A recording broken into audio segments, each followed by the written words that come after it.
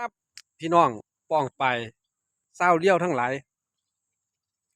ฝากถึงผู้เฮ็ดคลิปเลี้ยวเนาะพี่น้องเป็นผู้ชายก็ดีผู้หญิงก็ดีผู้สาวก็ดีผู้เฒ่าก็ดีนะก่อนสิมาเฮ็ดคลิปเลี้ยวพี่น้องเฮ็ดแนวอยู่แนวกินซะก่อนหนึ่งข้าวหนึ่งน้ำผู้เฒ่าก็ส่งหลานไปโรงเรียนซะก่อนผู้ใดมีผัวก็เฮ็ดแนวกินให้ผัวกินซะก่อนให้มันแล้วจังค่อยมาบ่ายโทรศัพท์ได้เวลา5 โมงแลงก็มานึ่งข้าวนึ่งน้ำเฮ็ดอยู่แนวกินไปท่าลูกท่าเต้าซะก่อนนะอย่าฟ้าวเล่นข้อยเป็นห่วงดอกว่าอืม คันผัวมาศูนย์ผัวสิตีวันนี้ยังมื้อแลงเฮ็ดแนวอยู่แนวกินแล้วกินข้าวกับผัวแล้วเข้านอนก็อย่าฟ้าวเล่นโทรศัพท์คุยกันกับผัวก่อน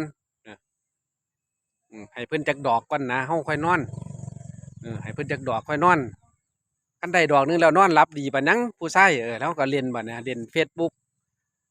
ปฏิสัมพันธ์นำหมู่นำพวกไปนั่นล่ะแนวทางอ้าวส่ำนี้ล่ะครับ